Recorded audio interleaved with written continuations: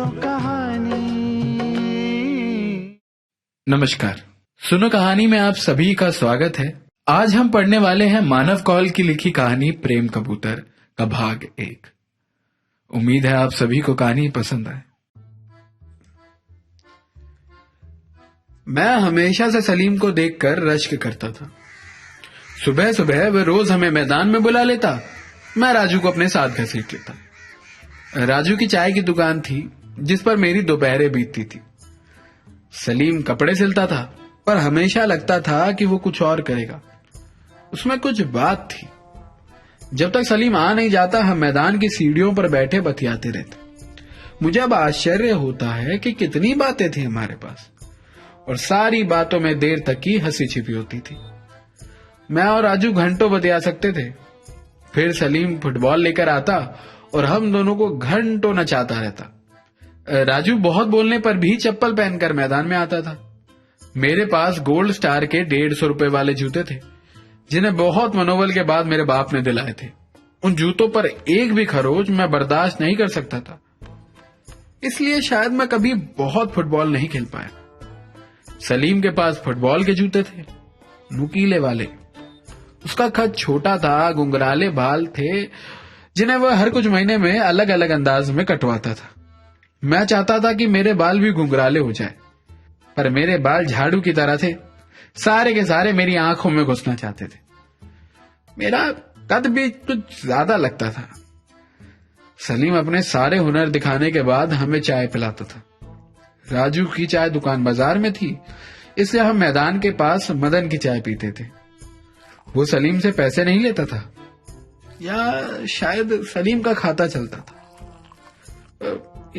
या वो सलीम को उतना ही पसंद करता था जितना मैंने कभी सलीम को पैसे देते हुए नहीं देखा।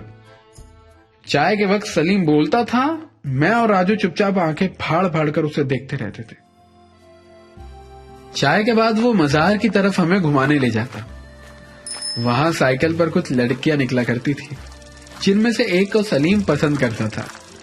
यह एक तरीके का खुफिया काम था जिसमें मुझे बहुत मजा आता था।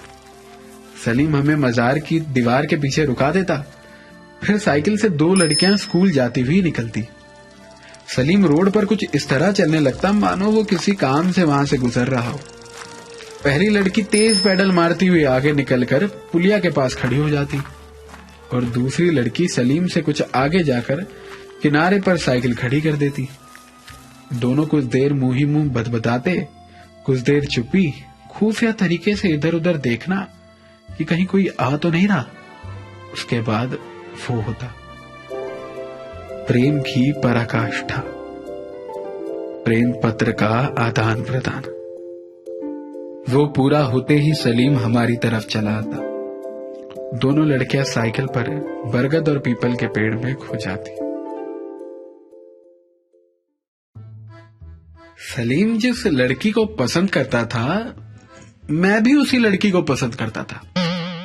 नहीं, महज पसंद नहीं करने लगा था, वो मेरे सपनों में आने लगी थी। मैं उससे अपने सपनों में घंटों बतियाता था, पर मैं उसे इतना ज्यादा पसंद क्यों करता था, इसका कारण मुझे नहीं पता। शायद इसलिए कि वो सलीम की थी और मैं सलीम को बहुत पसंद करता था, पता नहीं। दूसरी लड़की मुझे देखती थी, पर राजू को लगता था कि वह उसे देखती है।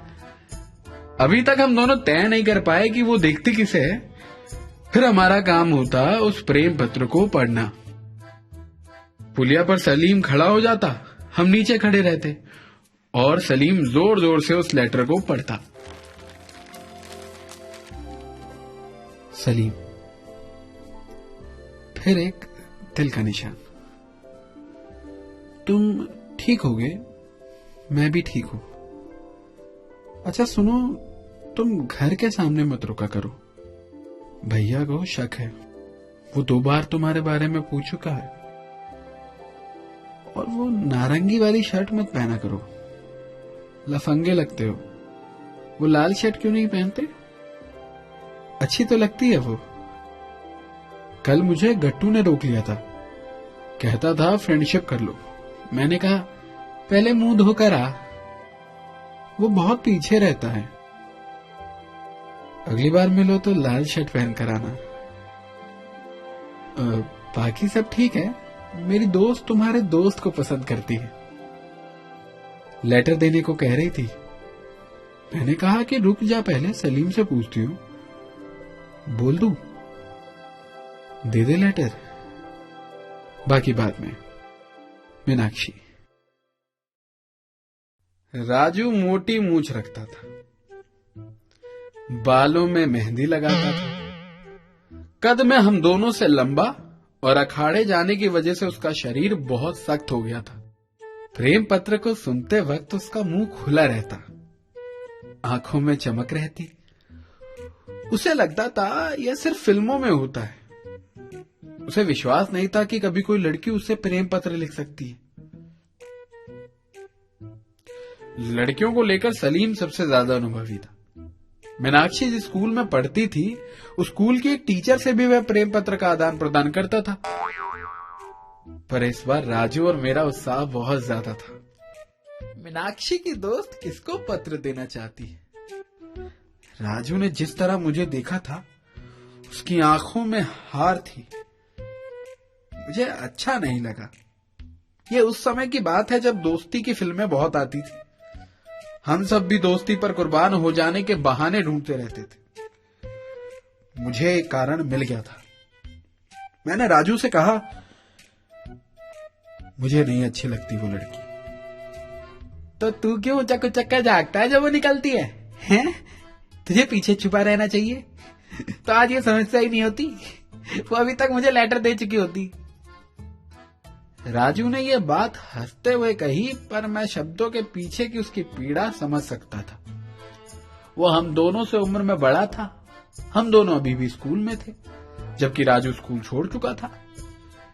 इस बात का समाधान सलीम ने किया। उसने कहा, इससे पहले लड़की चुने, तू चुन ले। राजू और मेरी कुछ समझ में नहीं आया। सलीम का सुझाव था कि राजू पहल करे, वो लेटर लिखकर उसे दे दे। उसी वक्त सलीम ने अगले दिन का समय तय कर दिया। राजू कल सुबह उस लड़की को प्रेम पत्र देगा। राजू की हड़बड़ाहट में देख सकता था। वो बौखला गया। उसने कहा,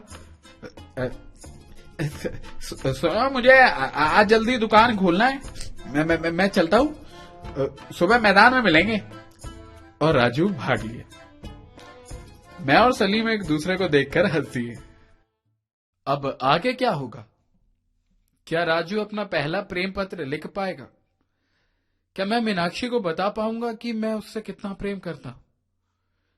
अब ये जानने के लिए तो आपको इंतजार करना होगा प्रेम कबूतर भाग 2 का। तब तक के लिए दोबारा सुनिए और अपने दोस्तों को भी सुनाइए। धन्यवाद। सुनो कहानी।